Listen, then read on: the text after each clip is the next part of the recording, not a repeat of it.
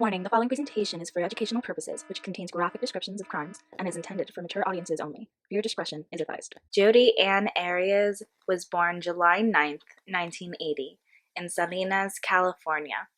In later years, she was hired as a saleswoman for Legal Shield, a corporation that provided prepaid legal services to consumers. And in September of 2006, Legal Shield had a work convention in Las Vegas, Nevada.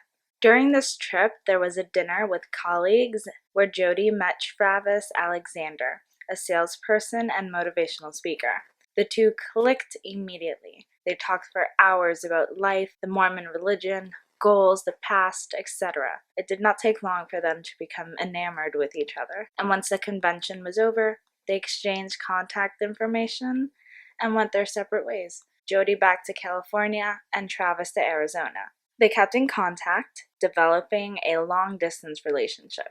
It was said that Travis told his friends that Jodi could be the one, but she wasn't Mormon. It was important to Travis that Jodi embrace the Mormon religion like he did. So he sent her the Book of Mormon, invited her to church, and gave her a purity ring. In 2 months' time, on November 26, 2006, Jodi would be baptized into the Church of Jesus Christ of Latter-day Saints by Travis himself. Jodi and Travis officially became a couple 3 months later. They began vacationing on a regular basis, and Jodi would bring her camera with her to capture all the moments. Soon, things would get hot and heavy in their relationship, both giving in to temptation and having sex. Eventually, Travis's conscience would catch up with him. He began to feel guilty, knowing that premarital sex was a sin in his religion, but he felt bewitched by her. Jodi would frequently visit Travis's house. Now being around more often, Travis's friends picked up on some obsessive behavior. She would check his phone, emails, and even hack his socials. Concerned, they tried to confront Travis about this privately, but found Jodi listening in from the other side of the door. This is the moment where Travis realized that the relationship needed to end. Travis began seeing other women. This infuriated Jodi, and she acted out her frustrations by slashing his tires whenever she was in Arizona, stalking him while he was on dates, and threatening the women that he was seeing through emails and such. Travis even told his friends about a time where Jodi snuck into his house at night through the doggy door. Yet, despite all the red flags, Travis continued to meet Jodi for sexual relations. Eventually, Travis got serious about finding a wife. He convinced Jodi to head back to Florida and stay with her grandparents. But of course, they still stayed in touch. In early 2008, Travis told his friends Jodi would go with him on a work-related trip to Cancun, Mexico. This trip was scheduled for June 15th, but in April, Travis made travel arrangements to change his companion to another female, a woman he met at a singles mixer. Then, on May 28, 2008, a robbery happened at Jodi's grandparents' house. The only thing that was taken was a .25 caliber handgun, which was never found, by the way. 5 days later, on June 2nd, Jodi rented a car and drove to Utah to visit friends. And when she got back, her appearance had changed.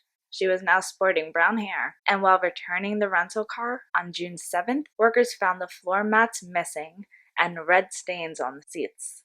Jodi blamed it on Kool-Aid. On June 9th, Travis's friends became concerned. No one has seen or heard from him in days, so they went to his house to check on him. What's going on? A friend of ours is dead in his bedroom. We hadn't heard from him for a while. We think he's dead. His roommate just went in there and said there's lots of blood. I didn't go in, but I can give you the phone to someone who went in there. Yes, please, can you? Hello. Hi, so what's going on? He's dead. He's in his bedroom. Okay. In the shower. Okay. How did this happen? Do you have any idea? No, we have no idea. Everyone's been wondering about him for a few days. She said that there was blood. So is it coming from his head? Did he cut his wrist? It's all over the place. Is there any weapons around? I don't know. Not that I saw. How many people are in the house? How many of us? How many are in the house right now? Just the 5 of us? 5 of us. Okay, I need all of you outside. Okay. You're a good friend of Travis's, correct? Yes, I am. Okay. Yeah. Has he been depressed at all? Thinking about committing suicide, anything like that? I don't think he's been thinking he committed suicide. He's been really depressed because he broke up with this girl, and he was all upset about that. But I don't think he would actually kill himself over that. Has he been threatened by anyone recently? Yes, he has. Okay. He has an ex-girlfriend that's been bothering him and following him and slashing tires and things like that. And do you know the ex-girlfriend's name? And do you know if he's ever reported it to the police? Her name is Jodi. No, he hasn't reported anything about Jodi's behavior. Travis's body was found inside his stand-up shower, covered in blood. He was stabbed 27 times. His throat was slit, and he was shot in the head. Investigators found a bloody handprint on the bathroom wall, some hair, and a digital camera inside the washing machine. Blood found at the scene belonged to both Travis and Jodi. Once police were able to retrieve the memory card from the camera, they found intimate photos of the two inside Travis's bedroom, and the following photos would paint a pretty clear picture of what went down. Starting with them in the bedroom, later shows Travis in the shower, then shows Travis on the floor, in the fetal position, bleeding. All pictures had timestamps and were dated June 4th. Jodi was arrested July 15th. Later extradited back to Arizona. She told police that she was not anywhere near Mesa on the day of the murder. I'm working on Travis's case ever since it happened. Okay, and I know exactly when it happened, when he was killed. I know a lot of details, and just recently we found quite a bit of evidence, and I'll discuss that with you. The main thing that I'm looking for, though, is answers on why certain things happened, why they went so far, and also to get your statements. A lot of details on this case that haven't been released to the public and not even to Travis's family.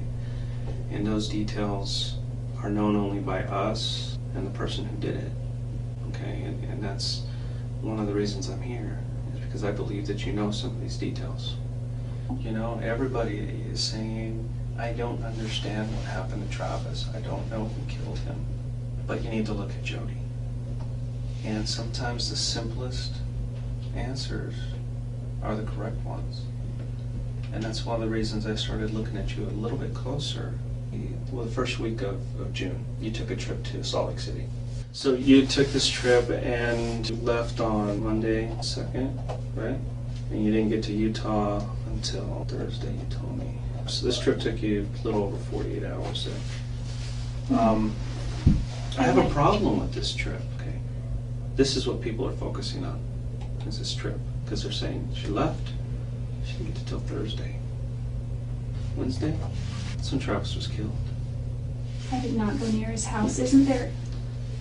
Aren't there? I pulled your cell records. Your cell phone was turned off between here and here. But the last place it pulled it was here. The next place it turned on was here. What does that show me? Is there plenty of time for you to do that? Yes. And do I believe that you had come to visit Travis? Yes. I truly believe it. Did you have the opportunity? Yes. You were traveling alone. There's no other witnesses. Your phone just happened to turn off from here to here. Well, I didn't turn it off physically, but it died. And then it magically, you found your charger here? It was packed under the seat of the passenger side. And it was when I was... When you were lost, you couldn't have maybe pulled over and found it? Or? Well, I did finally start looking when I was stranded. I wouldn't have pulled over when I was lost. I don't think you're being completely honest with me about that trip. I honestly got lost. It's bad timing. Were you at Travis's house on Wednesday? Absolutely not. I was nowhere near Mesa. I was nowhere near Phoenix. Wasn't even close to him. What if I could show you proof you were there? Would that change your mind? I wasn't there. You can be honest with me, Jodi. I was not at Travis's house. I was not. You were at Travis's house. You guys had a sexual encounter, which there's pictures. I know you know there's pictures. What I'm asking you is for you to be honest with me. I know you were there. Are you sure those pictures aren't from another time? Positive. Absolutely positive. The last time I had any kind of sexual contact with Travis was in April. And I have pictures of you in Travis's bedroom with Travis, pictures of him, and it's obvious you guys are having sex, taking photos of each other, and they're dated and time-stamped on the day he died. Are you sure it's me? I mean, that because I was Jodi, not there. It's you. And you know it's you. I know all the details of this case. The only thing I don't know is why. Why did you choose to go visit Travis that day? And why did you do what you did? There's so much evidence in that house. So much. And it all points to you. I lived there. I was there for months and months and months. I know you took pictures of him in the shower just before he died. I don't think he would allow that. And the camera actually took a couple of photos by accident during the time that he was being killed. Really? Yeah, Jodi, really. You were there. Quit playing this game. It's time for you to just come out and I didn't tell know. me. I did not hurt Travis. Jodi, this is over. This is absolutely over. You need to tell me the truth. Listen, the truth is I did not hurt Travis. Okay, so we're Jodi, safe. you can continue to do this, okay? A records check shows you that you guys reported a gun stolen, 25 auto. Just happens to be the same caliber as the weapon used to kill him. A 25 auto was used to kill Travis. Yeah, along with multiple stab wounds. Jodi, we can keep playing these games over and over again. I'm not going to believe you. When Alright. you start telling me the Listen. truth, then I can believe you. But I can't deny this evidence. I can't. The trip you took doesn't make sense. The opportunity was there. Your pictures on that date with him. Your blood is in the house, mixed with his. Mixed. Not alongside, but mixed. Your hair is there with blood, and your palm print is there in blood. It's over. Jodi later told investigators that two people broke into Travis's house, murdering him and threatening her so she would stay quiet. I don't believe you. I came in here hoping that you would tell me the truth.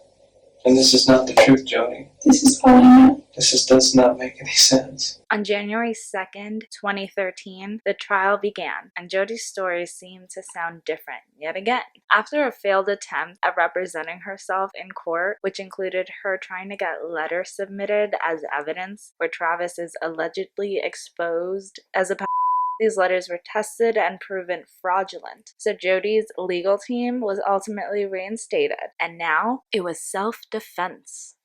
Did you kill Travis Alexander on June 4th, 2008? Yes, I did. Why?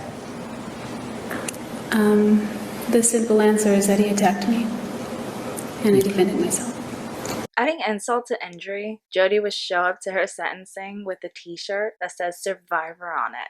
To me, this is another attempt of total character assassination in front of Travis's grieving family and friends. The jury could not make a unanimous decision for her sentencing, leading to a mistrial. So yeah, Jodi had an entire second trial, ending in another deadlock. Now the decision was left to the judge. And finally, on April 13th, 2015, Jodi was sentenced to life imprisonment without the possibility of parole.